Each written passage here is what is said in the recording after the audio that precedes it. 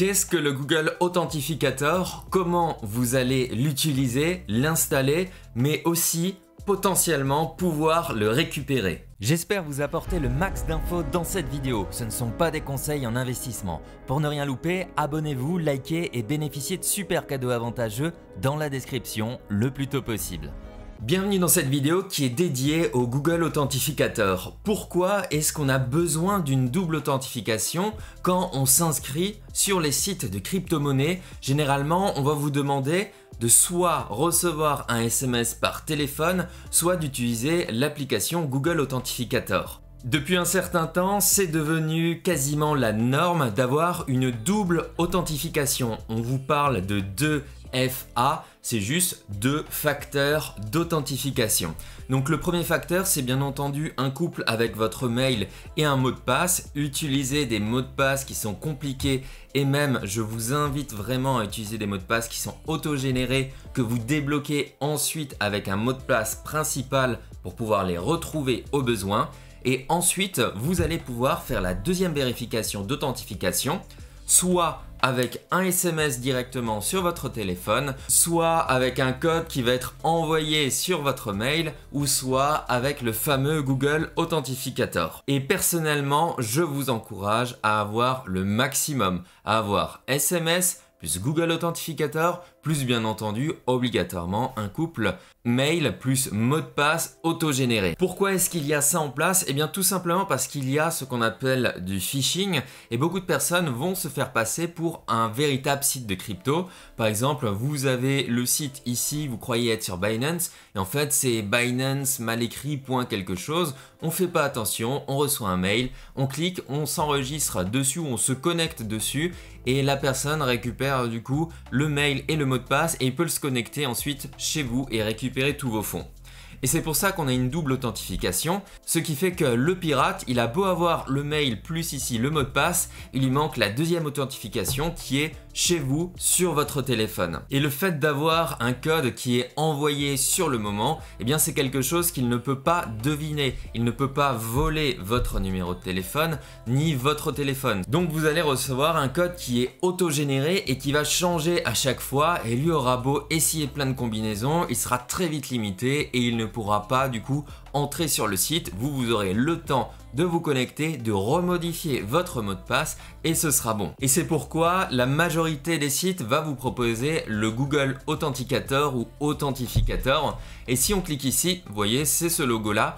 Et le concept est très simple. En fait, vous allez utiliser votre téléphone après avoir installé bien entendu l'application et vous allez flasher un QR code lorsque vous allez configurer le 2FA sur le site où vous vous connectez. Une fois que vous avez flashé bien, votre écran, vous allez voir un code qui va rester sur votre téléphone pendant à peu près 10, 20, 30 secondes. Après avoir flashé avec votre téléphone, vous allez voir le nom du compte, le mail qui est associé ou l'identifiant et bien entendu une suite de 6 chiffres qui va changer régulièrement et rapidement. Voilà, concrètement ça ressemble à ça. Vous avez le numéro, alors là c'est une ancienne version et ce numéro là, bien dans une certaine paire de secondes, il va changer. Ce qui fait que vous avez un mot de passe qui est généré automatiquement, qui est régulier et qui change à chaque fois et les applications, les sites internet sont synchronisés avec justement ces mots de passe là. Donc si quelqu'un vient vous voler votre mot de passe et il regarde par-dessus votre épaule, il va rentrer les premiers numéros, mais dans quelques secondes ces numéros là auront à nouveau changé. Du coup, il y a très peu de probabilité que quelqu'un puisse accéder justement à cette partie là, plus votre couple mot de passe et password. Vous avez bien entendu le Google Authenticator qui est présent sur Google Play et bien entendu aussi sur iTunes. Donc il n'y a pas de limitation entre les personnes qui ont Android ou iPhone. Comment ajouter des comptes supplémentaires sur Google Authenticator? Sur l'application, ici, vous avez vos comptes avec les codes, l'identifiant et bien entendu le site internet. Vous appuyez simplement sur plus et vous allez du coup pouvoir scanner ensuite le code sur le site internet, le QR code, et on va vous demander ensuite de le valider. C'est aussi simple que ça. Maintenant, le grand problème d'avoir ce type d'application aussi, c'est que ça crée une faille. Une faille qui fait que si vous perdez votre téléphone avec le Google Authenticator, il n'y a aucun moyen de récupérer votre suite de mots de passe que vous avez ici. Ce qui veut dire que si le site sur lequel vous vous connectez est totalement bloquant en vous demandant justement cette partie-là, les codes qu'il y a ici, eh bien vous ne pourrez plus jamais accéder à votre site internet et à votre compte et à l'argent que vous avez dessus. Donc vous ne devez absolument pas perdre les codes que vous avez sur votre Google Authenticator.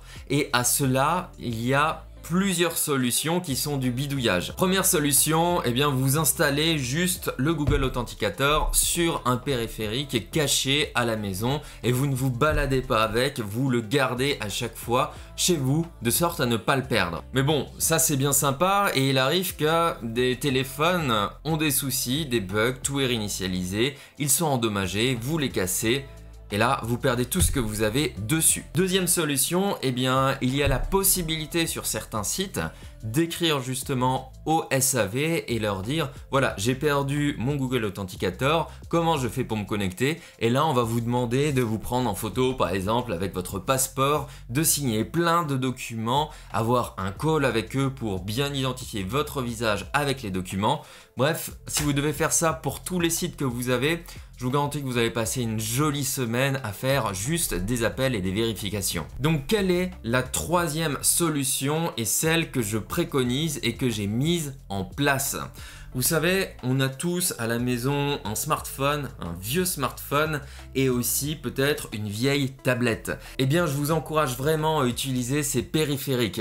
En fait, quand vous allez sur la partie là, vous allez marquer exporter ou partager vos codes Google Authenticator. Et en faisant ça, en cliquant sur cette partie ici, vous allez obtenir un QR code. Ce qui fait que si vous venez avec une tablette ou un autre smartphone et que vous scannez, vous allez récupérer tous les codes sur votre ancien téléphone. Ce qui fait que vous avez les codes sur votre premier téléphone et les codes sur votre deuxième téléphone. Ça ne vole pas les codes, ça duplique juste la connexion et ce qui fait que sur les deux périphériques, vous avez vos codes qui sont disponibles et qui fonctionnent. Et c'est le seul moyen de transférer ça proprement. Le truc, c'est qu'au fur et à mesure, vous allez ajouter ensuite des codes dans votre premier téléphone. Ça ne va pas être synchronisé avec le deuxième téléphone. Il faut bien comprendre une chose, c'est que malgré que ce soit une application Google, elle n'est pas synchronisée avec votre Gmail, avec votre adresse Google. Ça ne vous servira à rien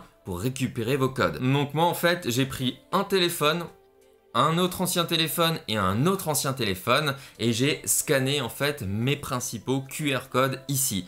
Et il y en a un que j'ai envoyé dans un coffre-fort à la banque. J'en ai un autre qui est caché à un autre endroit. Et sur moi, eh bien, quand je pars en vacances, par exemple, quand je fais des grands déplacements, je recopie de nouveau, je rescanne les codes sur l'autre téléphone et je pars avec. Et sinon, mon téléphone de la vie de tous les jours ne contient pas du tout mon Google Authenticator au cas où si je perdais mon téléphone ou si je me le faisais voler. Petit bonus et alternative, vous pouvez aussi vous dire je ne passe pas sur Google Authenticator et je reste simplement sur la validation par SMS qui est lui aussi un code autogénéré et qui est lié du coup à votre numéro de téléphone. Et autre bonus, il y a des applications qui permettent potentiellement de sauvegarder les données de Google Authenticator, notamment via Dropbox ou d'autres applications, mais des fois j'ai des doutes alors je ne les teste pas parce que j'ai peur qu'il y ait une faille. Voilà, j'espère vous avoir bien expliqué ce qu'est le Google Authenticator. En tout cas, n'hésitez pas à faire une double,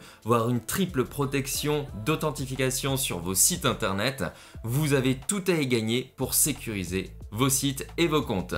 Je vous souhaite une très belle journée et une bonne réussite.